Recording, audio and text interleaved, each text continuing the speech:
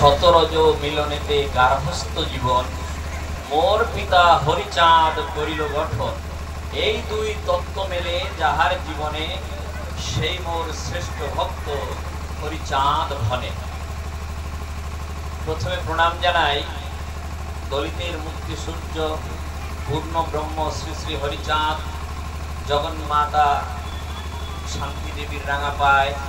প্রণাম জানাই তাদের উত্তরসূরি পতিত পাবন গুরুচাঁদ, শক্তি স্বরূপিণী মাতা সত্যভামার যুগল চরণে।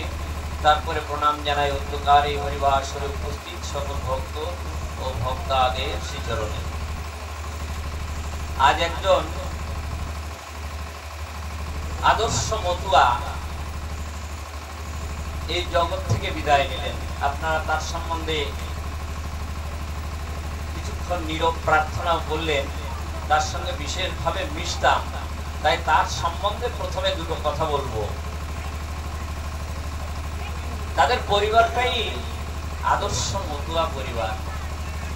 ননিতা বলতেন, ছোটবেলায় বাবা মারা গেছে, দাদাদের কাছ থেকে পিতৃ স্নেহ পেয়েছি। একদিন বলতে বলতে বলছেন, খুবই ভালো ভক্ত ছিলেন তো, বলছে যে আমার দাদারা যদি ঠিক মতো গাইড না করতো তাহলে আজকে আমি এখানে আসতে পারতাম না। একবার আমি ভালো বল খেলতাম, তাই স্কুল বন্ধ করে আমি বল খেলতে গেছি। দাদা যখন শুনলো, বড়দা যখন শুনলো, রাত্রেবেলা আমাকে খুব পিটালো। পিটানোর পরে আমাকে কোলে নিয়ে খুব কান্না করলো। দাদা বললো, ভাই রে, পড়াশোনা যদি না করিস তাহলে মানুষ হতে পারবি না। আমরা মতুয়া পরিবার, ঠাকুর এসেছিলেন আমাদের লেখাপড়া শিখাবার জন্য। যুগ যুগ ধরে আমরা যে আদর্শ থেকে, যে অধিকার থেকে বঞ্চিত ছিলাম, সেই অধিকারকে, সেই আদর্শকে দেওয়ার জন্যই ঠাকুর হরি গুরুচাঁদ এসেছিলেন। তা বলছে, আমাকে বলছে যে দাদা, তারপর থেকে আর আমি কোনোদিন স্কুল বন্ধ করিনি বা দাদাদের কথার অবাধ্য হইনি। আপনারা সবাই জানেন, তিনি দীর্ঘদিন পূর্বে 21 বছর এটা চলছে, তার কিডনি ট্রান্সপ্লান্ট করানো হয়েছিল। তাকে দেখে ডাক্তাররাও আশ্চর্য হতো, এ কেমন করে সম্ভব। মাঝে মাঝে তাকে হসপিটালে নিয়ে যাওয়া হতো, সিরিয়াস হয়ে পড়তেন, কিন্তু যে ডাক্তার তাকে দেখেছিলেন পূর্ব, যার দ্বারা তার কিডনি ট্রান্সপ্লান্ট হয়েছে, তারা বলতো কিচ্ছু হবে না। ওনার জামাইকে কিংবা ছেলেকে বলতো, তোমার বাবা কি তোমার শ্বশুর এ আলাদা ধরনের রোগী, কিচ্ছু হবে না। মানে ঈশ্বরের প্রতি, ঠাকুরের প্রতি তার এত বড়ই বিশ্বাস ছিল। তিনি তো অনেক সবাই বলেছেন কি করে ভক্তরা তাকে টেনে রেখেছে, সে কথা অনেক সবাই তিনি বলেছেন। এবং বিশিষ্ট ভক্ত ছিলেন বলে যখন তার এই ভক্ত চরিত্র, অর্থাৎ আপনাদের কৃপা তার প্রতি কিভাবে বর্ষিত হয়েছে, এ কথা যখন সে বলতো, তার দু চোখ দিয়ে গড়িয়ে পড়তো সুধারা, প্রেমাশ্রু। আমি সবার সঙ্গে তাকে শ্রদ্ধাঞ্জলি জানিয়েছি এবং আমার বক্তব্যের প্রথমেও আবার তাকে আমি শ্রদ্ধাঞ্জলি জানাই এবং ঠাকুরের কাছে প্রার্থনা করি, ঠাকুর তেমনি ভক্ত তুমি সবাইকে পুরো, যেমন করে ননিতা এবং তার পরিবার তোমাকে ভালোবাসতো, আদর্শ মতুয়া পরিবার হয়ে তারা এই সমাজে পরিচিত হয়েছে, সবাইকে তুমি সেই শক্তি দিও। গুরুচাঁদ বলেছিলেন, শতরজ মিলনেতে গার্হস্থ জীবন, মোর পিতা হরিচাঁদ করিল গঠন। এই দুই তত্ত্ব মেলে যাহার জীবনে, সেই মোর শ্রেষ্ঠ ভক্ত হরিচাঁদ মনে। আরো বলি, খাঁটি মতো হয় কোনজন, যার কার্যে হয় দুই ভাবের মিলন। কতজন রবে শুধু শতভাব লয়ে, কত যাবে রজপথে ধনে মত্ত হয়ে। উভয়ের পরিণাম হাহুতার সার, এরা নহে খাঁটি ভক্ত আমার পিতা। গুরুচাঁদ বলছে কথা, কারণ এই সংসার ধর্ম গঠন করতে হলে এমন এমন কিছু প্রয়োজন আছে যেগুলোকে কি ধর্মের থেকে আলাদা করে দেখা হতো এর পূর্বে।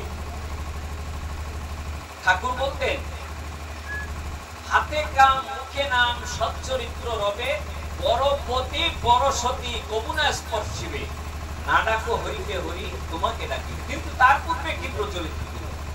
তার পূর্বে প্রচলিত ছিল কামিনী কাঞ্চন দুহে ভক্তি পথে কাটা, এদের তেজিলে ভোটে ভক্তি প্রেমচ্ছটা। গুরুচাঁদ বললেন না, সে কথা নয়, সে কথা নয়। অর্থকে অনর্থ ভাবি এতদিন সবে, ভক্তি লাভিবার চেষ্টা করিয়াছে ভবে। অর্থ শূন্য বাক্য যথা প্রলাপ বচন, অর্থহীন গৃহীজনে মানিবে তেমন। অর্থে দেয় অন্ন জল, অর্থে রাখে প্রাণ, অর্থের সংহতি রহে প্রাণীর কল্যাণ। অতি যতনেতে সবে অর্থ রাখতে ঘরে, সৎভাবে উপায় করো আনন্দ অন্তরে। আরো বলছে এই আদর্শ শিক্ষা দিয়ে গুরুচাঁদ কয়, বিদ্যা শূন্য গৃহে কিন্তু অর্থ নাহি রয়। প্রথমে বললেন অর্থের প্রয়োজন আছে, কারণ ধন রূপে লক্ষ্মী দেবী ঐশ্বর্য ছড়ায়, জ্ঞান রূপে সরস্বতী ঔজ্জ্বল্য ছড়ায়। এই দুই শক্তি যদি সূত্রে পায়, জগৎ জিতিবে তারা কহিনু নিশ্চয়। গুরুচাঁদ বলতেন, কারণ এই যে জাতিতে আমরা জন্মগ্রহণ করেছি, যে জাতির লোক আজ আমরা এখানে সমন্বিত হয়েছি, তাই এমনি করে প্রতি মাসে আমরা সমন্বিত হই, জায়গায় জায়গায় সমন্বিত হই। আমরা বুভুক্ষু ছিলাম, আমাদের পেটে অন্ন ছিল না, আমাদের মাথার পরে চাল ছিল না, আমাদের পায়ের নিচে মাটি ছিল না। গুরুচাঁদ তার পিতা হরিচাঁদের সঙ্গে ভক্তালয়ে যেতেন। ভক্তালয়ে যেতে যেতে তিনি দেখতেন তার পিতাকে জগৎ পিতা বলে, পূর্ণ ব্রহ্ম বলে যখন তার ভক্তরা প্রণাম করছে, তাদের চোখ দিয়ে গড়িয়ে পড়ছে অশ্রু ধারা। সে অশ্রু যে শুধু ভক্তির অশ্রু না, সে অশ্রু ভক্তির অশ্রু নয়, সে যে বেদনার অশ্রু, সে যে প্রবঞ্চনার অশ্রু। সে কথা গুরুচাঁদ জানতেন, গুরুচাঁদ বুঝতে পারতেন, এবং গুরুচাঁদ বুঝতে পারতেন বলে গুরুচাঁদকে হরিচাঁদ সঙ্গে করে এনেছিলেন। তাই গুরুচাঁদ পরবর্তী সময় বলেছে, আমি যে বিদেশি তাহা জানি আমি মনে, এদেশে এসেছি শুধু বাবার কারণে। এত বড় দাবা দেশ আগে নাহি জানি, আসিয়া বেকুব হয়ে বসে যে কানি। গুরুচাঁদ বুঝতেন যে এই মানুষগুলোর প্রথম কি প্রয়োজন আছে। এরা যে ধর্ম ধর্ম করে শুধু ছুটছে, ধর্মই সবকিছু নয়। এই চোখের জল দেখে, তাই দেখি গুরুচাঁদ ভাবে মনে মন, এই জাতির ঘরে বৃদ্ধি করা চাই ধন। এই জাতিকে যদি এই জাতির ঘরে যদি ধন বৃদ্ধি না করা হয়, তাহলে এই অন্নহীন বস্ত্রহীন অর্থহীন দিন অসময়ে দুঃখ ভরে হয়েছে প্রবীণ।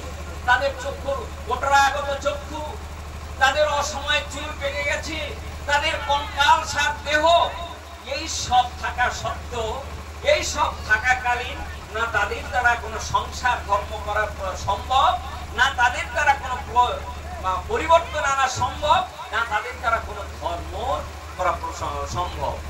গুরুচাঁদ বলতেন, আরো দেখো ধর্ম চিন্তা অতীব সুসার, কেমনে পালিব ধর্ম অন্য চিন্তা যার।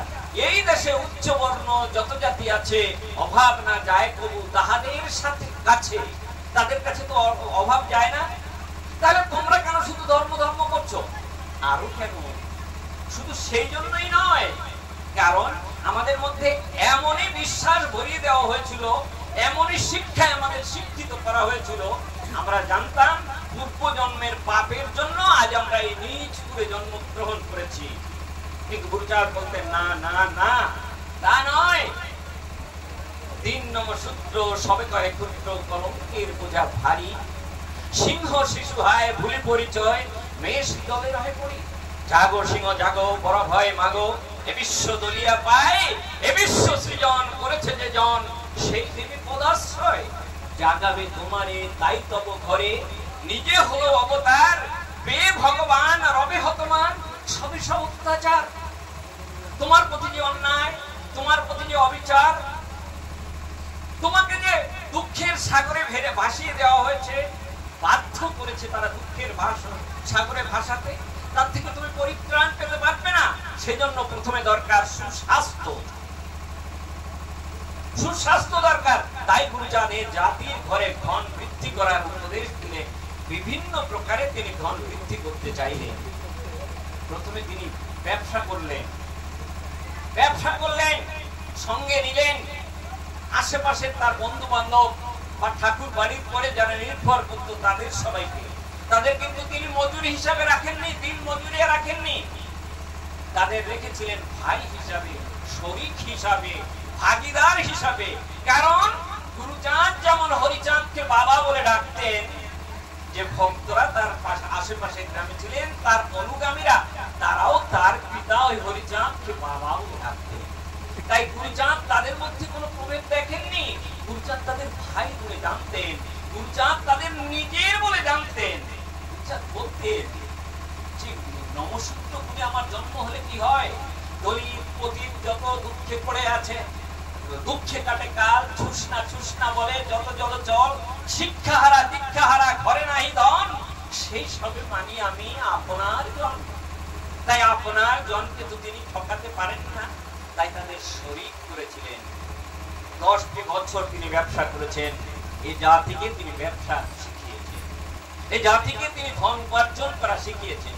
বয়স 20 কালে তিনি ব্যবসা করলেন এবং 10 বর্ষ কাল মধ্যে বহু লভ্য হলেন, বহু লাভ করলেন।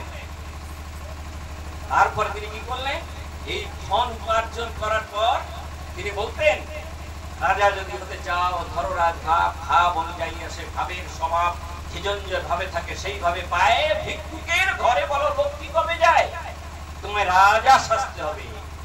রাজা যদি হতে চাও ধরো রাজ ভাব। গামছা পরার দিন আর নেই। গামছা কেন আমরা পরতাম, মতুয়ারা কেন গামছা পরত, মতুয়ার এখনো কিন্তু আদর্শই গামছা।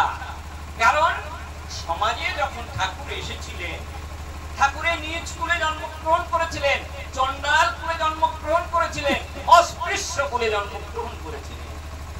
আমাদের ধর্ম ছিল, অর্থাৎ যে জাতিতে তিনি এসেছিলেন, যে জাতিকে কেন্দ্র করে তার আন্দোলন, সেই জাতিকে একমাত্র তার সেবা ছিল, একমাত্র তার ধর্ম ছিল, একমাত্র তার কার্য ছিল একমেব দুসূত্রস্য প্রভুকর্ম সমাধিশ এতেষামেব বর্ণানাম শুশ্রূষাম্না অনুসূয়া।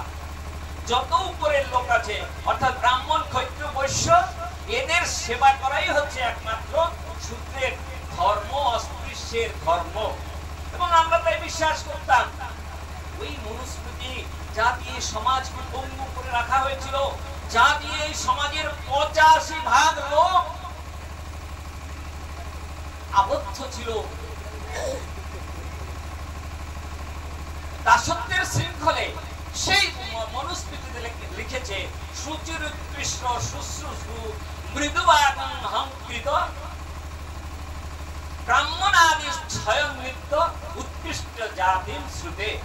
অর্থাৎ বলছে কি, যে ব্রাহ্মণ আদি বিভিন্ন উচ্চ জাতির লোককে তুমি সেবা করবে, কেমন, নীরব থেকে, বেশি কথা বলবে না, বেশি প্রশ্ন করবে না।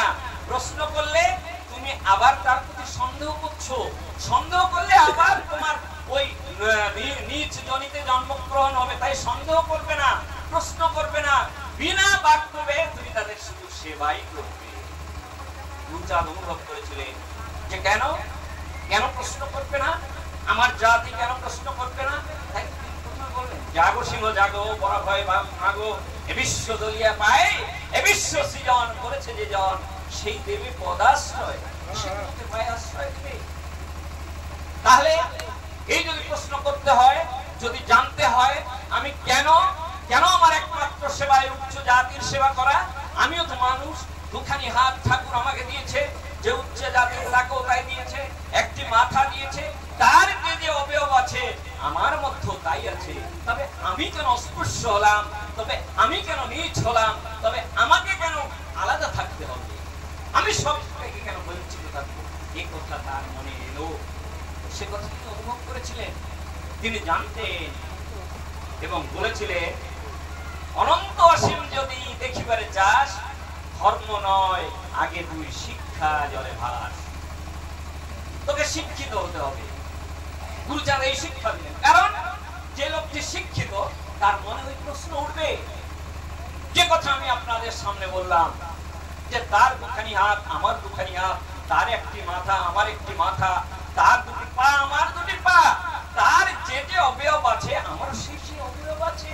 তাহলে আমি কেন পিছিয়ে থাকবো, আমি কেন অস্পৃশ্য হব? গুরুচাঁদ চেষ্টা করলে যে তোমাদের শিক্ষিত হতে হবে। গুরুচাঁদ বিভিন্ন ভাবে এই জাতিকে শিক্ষিত করার চেষ্টা করলেন। বললেন যে জাতির ঘরে বিদ্যা নাই, ঘরে দুর্ভাগা মানিবে তারে। বিদ্যা নাই যথা ধনমান বৃথা, লোকে উপহাস করে। বিদ্যার কারণে মুনি ঋষিগণে তপস্যা করিল কত। বিদ্যা আছে বলে এই বিশ্বতলে পৃথিবী সুন্দর এত। বিদ্যা আছে এত সুন্দর, কিন্তু না, আমরা শুনতে রাজি ছিলাম না। তথাপি গুরুচাঁদ হাল ছাড়েননি। তিনি স্কুল করলেন এবং বললেন, যদি আমাকে তোরা ভালোবাসিস তাহলে আমার কথা তোদের শুনতে হবে, না হলে আমি তোদের কোথাও নেই, কোনো জায়গায় নেই। কারণ এই সমাজ, তখনকার সমাজের লোক অনুভব করেছিল যে হরিচাঁদ বিনা, গুরুচাঁদ বিনা আমাদের জীবন নির্বাহ করা কোনো রকমই সম্ভব নয়। তাই অগত্যা তারে রাজি হয়ে গেলেন। ঈশ্বর গাইনের বাড়িতে, শেষ করব, ঈশ্বর গাইনের বাড়িতে তার বীর শ্রাদ্ধে 5000 লোকের নিমন্ত্রণ হয়েছিল। গুরুচাঁদ বসে আছেন, হরিচাঁদ পুত্র গুরুচাঁদ তিনি সভাপতি সভায় বসে আছেন। সেই 5000 লোক সবাই এসে তাকে প্রণাম করছে। সবারই আশা হরিপুত্র গুরুচাঁদ এত বড় সভায় যখন এসেছে, এবং মনে রাখবেন ঐতিহাসিক ভাবে যারা শিক্ষিত তারা দেখবেন যে ওই সভার পূর্বে এমন কোন সভা ভারতবর্ষে হয়নি যে 5000 লোককে কেউ কখনো একত্রিত করতে পেরেছে। এটা 1880 সালের কথা। তার আগে কোনোদিন এমন করে কেউ একত্রিত করতে পারেনি। সেই সভায় গুরুচাঁদ ঠাকুর বললেন, দেশবাসী সবে ডাকি প্রভু বলে বাণী, আমার বচন শুনো জ্ঞানী গণী ধনী, যায় যাক ধনবান তাতে ক্ষতি নাই, সত্যি এই দেশে স্কুল রাখা চাই। মোর পিতা হরিচাঁদ গেছে বলে মনে, স্বজাতিকে বিদ্যা শিক্ষা দিতে ঘরে ঘরে। শুনো স্বজাতির গণ সবে মন কথা, বিদ্যা বিনা ধন মান সবকিছু বৃথা। বারে বারে বলি তাই স্বজাতির গণ, শেখো বিদ্যা রাখো বিদ্যা করে প্রাণপণ। আরো বললেন, শূদ্র জাতি যদি বাঁচিবারে চাও, যা প্রাণ সেও ভালো বিদ্যা শিখে নাও। বিদ্যাবান যেই জন তারে মান্য নাও, তারে মান্য দাও। বিদ্যার ভিত্তিতে সব সমাজ গড়াও। যেই জন বিদ্যাবান পরম পণ্ডিত, সমাজের প্রতি তারে মানিবে নিশ্চিত। বিদ্যা ছাড়া কথা নাই, বিদ্যা করো সার। বিদ্যা ধর্ম বিদ্যা কর্ম অন্য সব ছাড়। বাঁচো মানা বাঁচো প্রাণে বিদ্যা শিক্ষা চাই। বিদ্যাহীন হলেও বড় তার মূল্য নাই। বারে বারে বলি তাই স্বজাতির গণ, শেখো বিদ্যা রাখো বিদ্যা করে প্রাণপণ। আরো বললেন, বিদ্যাহীন সমাজের কোনো গতি নাই। বিদ্যা শেখো বলিলেন তাই। সবাকারে বলি আমি, যদি মানো মোরে, অবিদ্যান পুত্র যেন নাহি থাকে ঘরে। খাও মানা খাও, তাতে কোনো দুঃখ নাই। সব ছেলে মেয়ে শিক্ষা দাও, এই আমি চাই। প্রয়োজনে করো ভিক্ষা, ছেলে মেয়ে দাও শিক্ষা। অনেক অবতার ভারতবর্ষে এসেছে, অনেক গ্রন্থ রচনা হয়েছে। আপনার আমার এ সমাজের জন্য অনেক বাণী দেওয়া হয়েছে, অনেক শ্লোক দেওয়া হয়েছে। যারা শিক্ষিত আছেন, যারা কিছু লেখাপড়া করেছেন, একবার অন্বেষণ করে দেখুন, কোন অবতার কি আপনার জন্য, কোন ভগবান কি আমার জন্য, কোন শাস্ত্র কি এই দলিত সমাজের জন্য, কোন উপদেশ কি এই ওই অস্পৃশ্য লোকদের উন্নতির জন্য কেউ কোনদিন বলেছে? বলেনি তো, বলেনি, কেউ বলেনি। তাই তো বলা হলো, যে দুঃখী জনে করবে কেহ, কোনদিন কোনোভাবে করে নাই স্নেহ। সেই ব্যক্তিদের দুঃখে অতি দুঃখী হইয়া হরিচাঁদ অবতীর্ণ সঙ্গ পাঙ্গ লইয়া। দেহ কার্য দেহ পুত্র প্রভু গুরুচাঁদ, পূর্ণ করি দিন জনে দিলা প্রেম আল্লাহ। আজকে আমরা মানুষ হয়েছি, মানুষের মতো মাথা উঁচু করে দাঁড়াতে পেরেছি। তার জন্য, শুধু তারই জন্য, শুধু তারই জন্য। যারা লেখাপড়া শিখেছেন তারা জানবেন, আম্বেদকর আমাদের সংবিধান রচনা করেছিলেন। তাই আমরা আজ সাংবিধানিক সব অধিকার পেয়েছি। আমি লেখাপড়া শেখার সুযোগ পেয়েছি। অনেকেই আমাদের মতো লেখাপড়া শিখেছেন, আমরা নতুন বস্ত্র পরিধান করছি, আমরা অর্থ উপার্জন করে অর্থ সঞ্চয় করছি, আমরা প্রাসাদ সম অট্টালিকায় বসে তারপরে আমরা সুখ ভোগ করছি, এসি রুমে আমরা থাকছি। তার জন্য সেই সব কিছুর মূলে সেই গুরুচাঁদ। তিনি বলতেন, যদি বিদ্যা পাও কাহারে ডরাও, কার দ্বারে যাও ভিক্ষা, রাজ শক্তি পাবে বেদনা ঘুচিবে, ক্রমে হবে তার পরীক্ষা। কিন্তু কজন আমরা তাকে জানি, কজন আমরা তাকে ভালোবাসি, কজন তাকে সম্মান দেই? কেউ সম্মান দিতে চাই না। সন্দেহের নিষ্ঠিবানে এখনো সেই হরিচাঁদকে, এখনো সেই গুরুচাঁদকে আমরা জর্জরিত করি, অপমানিত করি। তাই তো কবি মহানন্দ আল্লাহ করেছেন, বিশ্বের সবাই যারা পেয়েছো আসন, তারা কি করেছো মনে সে চিন্তা কখন, কে সে শক্তি ধর যার চরণ পরশে, জাগিয়া উঠিল প্রাণ নবীন হর্ষে, কোন আলো ধরি ঘরে জেলে দিল আলো, কোন সে দরদি দিনে এত ভালো এত বাসে ভালো, শিক্ষার প্রেরণা তারা কোথা হতে পায়, আদি গুরু গুরুচাঁদ আদি শিক্ষা দেয়, সে গুরু পরম গুরু গুরুচাঁদ নাম, শত কাশি তুল্য যার ওরা কান্দি ধাম। কেহ আজ নাই করে তাহার সন্ধান, শুধু শুধু হলো নাকি সবে মান্যবা। আমরা কি শুধু শুধু হয়েছি? না গো না, শুধু শুধু হয়নি। এর জন্য অতন্দ্র প্রহরী হয়ে জেগে রয়েছিলেন হরিচাঁদ। 90 বছর পর্যন্ত অতন্দ্র প্রহরী হয়ে এই জাতিকে পাহারা দিয়েছে গুরুচাঁদ। তার কর্তব্যে কখনো সে অবহেলা করেনি। তাই তো আজ আমরা এত বড় হয়েছি, আজ আমরা অফিসার হয়েছি, আজ আমরা উকিল হয়েছি, ব্যারিস্টার হয়েছি, আমরা রাষ্ট্রপতি হচ্ছি। তারপর যদি আমরা সম্মান প্রদর্শন না করি, তাহলে আমরা উপযুক্ত দায়াদ হতে পারবো না। অনেকক্ষণ আপনাদের সময় নিলাম, আপনারাও মনোযোগ সহকারে আমার কথা শুনেছেন, সেজন্য আপনাদের পুনঃ কৃতজ্ঞতা জানিয়ে আমার আলোচনা এখানে আমি শেষ করছি। জয় হরিচাঁদ, জয় গুরুচাঁদ, জয় সকল ভক্তবৃন্দের জয়।